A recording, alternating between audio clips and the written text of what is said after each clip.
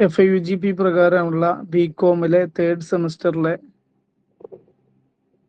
First chapter ആയിട്ടുള്ള accounting for ഷെയർസിലെ part 1 ആയിരുന്നു. ഇവിടെ ഇനി നമ്മൾ ഡിസ്കസ് ചെയ്യാൻ പോകുന്നത്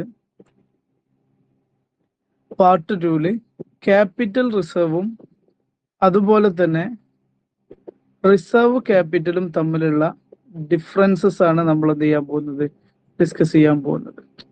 അപ്പോൾ അതിനുശേഷം ബാക്കി കാര്യങ്ങൾ എന്താണോ നമ്മുടെ ടൈം പോലെ നമുക്ക് ചെയ്യാം. അപ്പൊ നോക്കുക, നമ്മൾ എന്താണ് റിസർവ് ക്യാപിറ്റൽ എന്ന് പറഞ്ഞിട്ടുണ്ടായിരുന്നു. എന്തായിരുന്നു റിസർവ് ക്യാപിറ്റൽ? നമ്മുടെ അൺകോൾഡിൽ ഇനിയും വിളിക്കാൻ ബാക്കി വെച്ചിട്ടുള്ള എമൗണ്ടിനെയാണ് റിസർവ് ക്യാപിറ്റൽ എന്ന് വെച്ചിട്ടുള്ളത്. ആ അൺകോൾഡ് നമ്മൾ വിളിക്കാൻ ബാലൻസ് വെച്ചിട്ടുള്ള എമൗണ്ട് എന്ന് പറയുമ്പോൾ മുഴുവൻ എമൗണ്ട് അല്ല, അത് നമ്മൾ വിളിക്കൽ എപ്പോൾ മാത്രമാണ്, വൈൻഡിങ് അപ്പ് ചെയ്യുമ്പോൾ കമ്പനി ലിക്വിഡേഷനിലേക്ക് പോകുമ്പോൾ മാത്രം ഉപയോഗിക്കാൻ വേണ്ടി മാറ്റി വെച്ചിട്ടുള്ള പൈസയാണ്. Portion of uncalled share capital, uncalled share ക്യാപിറ്റലിന്റെ പോർഷൻ ആണ്. Okay, portion of uncalled share capital ആണ് അത്. That can be used only at the winding up, കമ്പനിയുടെ വൈൻഡിങ് അപ്പ് സമയത്ത് മാത്രമേ അത് നമ്മൾ എന്ത് ചെയ്യുള്ളൂ, ഉപയോഗിക്കുള്ളൂ. എന്നാൽ ക്യാപിറ്റൽ റിസർവ് എന്ന് പറഞ്ഞാൽ നമ്മുടെ ക്യാപിറ്റൽ പ്രോഫിറ്റുകൾ ഉണ്ടാവും, അതിലൂടെ നമ്മൾ എടുത്തു വെച്ചിട്ടുള്ള ഉണ്ടാക്കിയിട്ടുള്ള എമൗണ്ട് ആണ്. ഉദാഹരണത്തിന് ഷെയർ ഫോർഫീറ്റ് ചെയ്യുമ്പം അവിടെ നമ്മൾ ഓൾറെഡി നമുക്ക് കിട്ടിയിട്ടുള്ള എമൗണ്ടിനെ നമ്മൾ എന്ത് ചെയ്യും, അത് ക്യാപിറ്റൽ പ്രോഫിറ്റ് ആണ്, അത് നമ്മൾ ക്യാപിറ്റൽ റിസർവിലേക്ക് ലാസ്റ്റ് ട്രാൻസ്ഫർ ചെയ്യും. അതുപോലെയുള്ള സംവിധാനങ്ങളുണ്ട്. ഇൻവെസ്റ്റ്മെന്റ്, അക്കൗണ്ടിങ് ഫോർ ഇൻവെസ്റ്റ്മെന്റ് വരുന്ന സമയത്ത് ഇൻവെസ്റ്റ്മെന്റ് അക്കൗണ്ട്സ് എങ്ങനെയാണ് ഡീൽ ചെയ്യേണ്ടതെന്ന് പറയുന്നിടത്തും ക്യാപിറ്റൽ റിസർവിലേക്ക് ട്രാൻസ്ഫർ ചെയ്യുന്ന സാഹചര്യങ്ങളുണ്ട്. അത്തരം സാഹചര്യങ്ങളിലൊക്കെ ക്യാപിറ്റൽ പ്രോഫിറ്റ് വന്നു കഴിഞ്ഞാൽ അത് ട്രാൻസ്ഫർ ചെയ്യൽ സാധാരണ ക്യാപിറ്റൽ റിസർവിലേക്കാണ്. ഇനി അടുത്തൊരു ഡിഫറൻസ് ആയിട്ട് പറയുന്നത്, ഇത് എവിടുന്നാണ്, അൺകോൾഡ് ഷെയർ ക്യാപിറ്റലിന്റെ ഭാഗമായിട്ട് ക്രിയേറ്റ് ചെയ്തതാണ്. ഒന്നാമത് മീനിങ് ആയിട്ട് പറഞ്ഞതാണ്, രണ്ടാമത് എങ്ങനെയാണ് ഇത് വരുന്നത് എന്നുള്ള രീതിയിലാണ്. ഇത് ക്യാപിറ്റൽ പ്രോഫിറ്റ് ആയി വന്നതാണ്, profit on sale of fixed asset, അതുപോലെ തന്നെ ഷെയർ പ്രീമിയം, ഈ രീതിയിലൊക്കെയാണ് അത് എന്ത് ചെയ്യുന്നത്, വരുന്നത്. അതിന്നാണ് അത് എന്ത് ചെയ്യുന്നത്, ഉണ്ടാക്കിയെടുക്കുന്നത്. ഇനി ഇത് എന്ത് പർപ്പസിനാണ് നമ്മൾ ഉപയോഗിക്കുക? ഇത് നമ്മൾ ലിക്വിഡേഷൻ സമയത്ത് മാത്രമേ ഉപയോഗിക്കുള്ളൂ. അതായത് വേറെ ജനറൽ ആയിട്ടുള്ള ബിസിനസ് ആവശ്യങ്ങൾക്കൊന്നും ഇത് ഉപയോഗിക്കൂല. ഇത് എന്തിനാ ഉപയോഗിക്കുക? റൈറ്റിംഗ് ഓഫ് ക്യാപിറ്റൽ ലോസ്, അതുപോലെ തന്നെ ബോണസ് ഷെയർ ഇഷ്യൂ ചെയ്യുക, ഇത്തരം കാര്യങ്ങൾക്കൊക്കെയാണ് ഇത് ഉപയോഗിക്കുക. ഇനി ബാലൻസ് ഷീറ്റിൽ ഇത് അങ്ങനെ സെപ്പറേറ്റ് ആയിട്ട് കാണിക്കൂല. ഇത് റിസർവ്സ് ആൻഡ് സർപ്ലസ് എന്ന് പറഞ്ഞ അണ്ടറിൽ സെപ്പറേറ്റ് ആയിട്ട് കാണിക്കും. ഈ ഫണ്ട് ജനറൽ ആയിട്ടുള്ള ആവശ്യങ്ങൾക്ക് അവൈലബിൾ അല്ല. ഇത് നമ്മൾ ഓൾറെഡി പറഞ്ഞു, ലിക്വിഡേഷൻ പർപ്പസിനെ ഉപയോഗിക്കുള്ളൂ എന്നുള്ളത്. എന്നാൽ ഇത് ചില റെസ്ട്രിക്ഷൻസ് ഉണ്ടെങ്കിലും ബിസിനസിന്റെ ചില കാര്യങ്ങൾക്ക് വേണ്ടിയൊക്കെ ഉപയോഗിക്കാം. എന്നാൽ ഇത് ലിക്വിഡേഷൻ സമയത്ത് മാത്രമേ അവൈലബിൾ ആവുള്ളൂ. ഓക്കെ, ഇത് സ്പെഷ്യൽ റെസൊല്യൂഷൻ എന്ത് ചെയ്യണം, നിർബന്ധമാണ്. സ്പെഷ്യൽ റെസൊല്യൂഷൻ നിർബന്ധമായിട്ടും ഇതിന് വേണം. അതായത് കമ്പനിയുടെ ആളുകൾ സെലക്ട്, പിന്നെ കമ്പനിയുടെ മീറ്റിംഗിൽ 2/3 മെജോറിറ്റി പാസ്സാക്കി കഴിഞ്ഞാൽ മാത്രമേ ഇത് ഉപയോഗിക്കാൻ പറ്റുള്ളൂ. എന്നാൽ അങ്ങനെ സ്പെഷ്യൽ റെസൊല്യൂഷൻ ഒന്നും ആവശ്യമില്ല.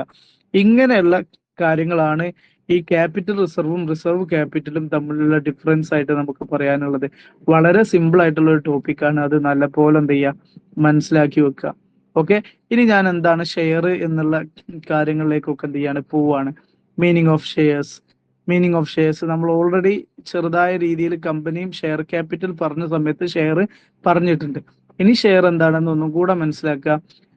The capital of a company is divided into small part. കമ്പനീന്റെ ക്യാപിറ്റലിനെ ചെറിയ ചെറിയ പാർട്ടാക്കുന്നുണ്ട്. അങ്ങനെ ഓരോ ഷെയറിനെയാണ് നമ്മൾ എന്ത് പറയുന്നത്, ഓരോ പാർട്ടിനെയാണ് നമ്മൾ എന്ത് പറയുന്നത്, ഷെയർ എന്ന് പറയുന്നത്. അതേപോലെ ഫേസ് വാല്യൂ നോക്കാം. ഫേസ് വാല്യൂ എന്ന് പറഞ്ഞാൽ ആ ഷെയർ സർട്ടിഫിക്കറ്റ് മേൽ പ്രിന്റ് ചെയ്തിട്ടുള്ള വാല്യൂവിനെയാണ് നമ്മൾ ഫേസ് വാല്യൂ എന്ന് പറയുന്നത്. നമ്മൾ ഓൾറെഡി പറഞ്ഞ, നമ്മൾ ഇങ്ങോട്ട് വരുന്നത് ഈ സാലിയൻ ഫീച്ചേഴ്സ് ഒന്ന് മനസ്സിലാക്കാനും കൂടെയാണ്. ഓക്കെ, ലീഗൽ ഡെഫിനിഷൻ എന്താന്ന് ചോദിച്ചു കഴിഞ്ഞാൽ, a share means a part of share capital of a company and it also include stock. സ്റ്റോക്കും ഇൻക്ലൂഡ് ആവും. സ്റ്റോക്ക് എന്ന് പറഞ്ഞാൽ വിൽക്കാനുള്ള ചരക്ക് എന്ന് പറയുന്ന ആ സ്റ്റോക്ക് അല്ല. എന്താണ് സ്റ്റോക്ക്? ഗുഡ്സ് എന്ന് പറയുന്ന സ്റ്റോക്കിനല്ല ഇവിടെ ഉദ്ദേശിക്കുന്നത്. ബണ്ടിൽ ഓഫ് ഷെയർ, ഷെയറിനെ ബണ്ടിലാക്കുന്നതിനാണ് സ്റ്റോക്ക് എന്ന് പറയാ. അതായത് എൻ്റെ അടുത്തൊരു 10 ഷെയർ ഉണ്ടെങ്കിൽ അതിന് ഞാൻ ബണ്ടിലാക്കിയിട്ടുണ്ടെങ്കിൽ അതിന് നമുക്ക് സ്റ്റോക്ക് എന്ന് പറയാൻ പറ്റും. ഓക്കെ, അങ്ങനെയുള്ളതിനാണ് സ്റ്റോക്ക് എന്ന് പറയുന്നത്. എക്സാമ്പിൾ ആണ്, if a companies capital 5 lakh ആണെങ്കിൽ അത് 50,000 ഷെയറുകളായിട്ട് ഡിവൈഡ് ചെയ്തിട്ടുണ്ട്. ഓരോ ഷെയറിന്റെയും വാല്യൂ, ഫേസ് വാല്യൂ എത്ര? 10 രൂപയാണ്. അപ്പോൾ എന്താണ്, ഒരു 1000 ഷെയർ വാങ്ങുന്ന ആള് 1000 ഇൻറ്റു 10 10,000 രൂപ എന്ത് ചെയ്യണം? കൊടുക്കണം. അയാൾ ബിസിനസിന്റെ ഒരു പാർട്ട് ഓണറായി മാറും. ഇത് നല്ല പോലെ ശ്രദ്ധിക്കുക. സാലിയൻ ഫീച്ചേഴ്സ് എന്തൊക്കെയാണ്? ഷെയർസ് എന്ന് പറയുന്നത് അത് ഓണർഷിപ്പിനെ, കമ്പനിയിലുള്ള ഒരു ഓണർഷിപ്പിനെ റെപ്രസെന്റ് ചെയ്യുന്നതാണ്. അതുപോലെ തന്നെ shares make the companies share capital. Shares എന്ത് ചെയ്യുന്നുണ്ട്? കമ്പനിയുടെ ഷെയർ ക്യാപിറ്റൽ, ഷെയർ എല്ലാം കൂടെ കൂടുന്നതാണ് എന്ത് ചെയ്യുന്നത്? ഷെയർ ക്യാപിറ്റലായി മാറുന്നത്. അതുപോലെ തന്നെ നമ്മൾ മനസ്സിലാക്കേണ്ട മറ്റൊരു കാര്യം എന്താണ്? മറ്റൊരു കാര്യം, നമ്മുടെ ഓരോ ഷെയറിനും എന്തുണ്ടടാ?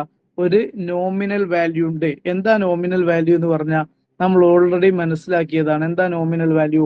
നോമിനൽ വാല്യൂ എന്ന് പറഞ്ഞാൽ ആ ഷെയർ സർട്ടിഫിക്കറ്റിൽ ഉണ്ടാകുന്ന എന്താണ്? ആ ഒരു ലാസ്റ്റ് വാല്യൂ, മീൻസ് ഷെയർ സർട്ടിഫിക്കറ്റിൽ റെക്കോർഡ് ചെയ്തിട്ടുള്ള വാല്യൂവിനെ നമ്മൾ എന്ത് പറയുന്നത്? നോമിനൽ വാല്യൂ എന്ന് പറയുന്നത്. അത് ആ ഷെയർ സർട്ടിഫിക്കറ്റിൽ ഇൻപ്രിന്റ് ചെയ്തിട്ടുണ്ടാവും. അത്തരം വാല്യൂവിനെയാണ് നമ്മൾ എന്ത് പറയാ? ഷെയർ വാല്യൂ എന്ന് പറയാ. അത് നല്ലപോലെ ഒന്ന് മനസ്സിലാക്കി വെക്കുക. ഓക്കെ, ഇനി അത് എന്താണ്? ഓരോ ഷെയറിനും ഒരു വാല്യൂ ഉണ്ടാവും എന്നുള്ളതാണ്. ഇനി നമുക്ക് ലാസ്റ്റത്തെ എന്താണ്? എന്ത് ചെയ്യാ? ഷെയറിനെ നമുക്ക് മറ്റൊരാൾക്ക് ട്രാൻസ്ഫർ ചെയ്യാൻ പറ്റും. കമ്പനിയുടെ റൂൾസ് ആൻഡ് റെഗുലേഷൻ പ്രകാരം ട്രാൻസ്ഫർ ചെയ്യാൻ പറ്റും. ഓക്കെ, അതുപോലെ തന്നെ ഷെയർ ഹോൾഡേഴ്സിന് എന്ത് കിട്ടും?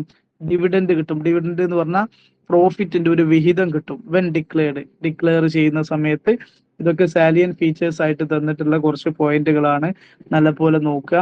ഓരോന്നും നമുക്ക് ഇനി അടുത്തൊരു വീഡിയോ, ടൈപ്സ് ഓഫ് ഷെയറുകൾ നമുക്ക് എന്ത് ചെയ്യണം? ഓരോന്നും ഡീറ്റെയിൽ ആയിട്ട് ഡിസ്കസ് ചെയ്യണം. തൽക്കാലം ഈ ഒരു വീഡിയോ ഞാൻ ഇവിടെ എന്ത് ചെയ്യാണ്?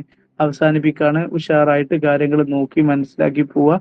നമുക്ക് എക്സാം ആവുമ്പോഴേക്ക് മുഴുവൻ വീഡിയോസും കംപ്ലീറ്റ് ചെയ്ത് പോരണം. ഓക്കെ, അപ്പോൾ സിസ്റ്റമാറ്റിക് ആയിട്ട് പഠനം ആരംഭിച്ചു കഴിഞ്ഞാൽ ഈ ചെറിയ ചെറിയ വീഡിയോകളിലൂടെ നിങ്ങൾക്ക് എന്ത് ചെയ്യാം? ചാപ്റ്റർ മുഴുവൻ സെറ്റ് ആക്കി എടുക്കാൻ പറ്റും. ഓക്കെ, അപ്പൊ ഞാൻ ഈ വീഡിയോ അവസാനിപ്പിക്കുക.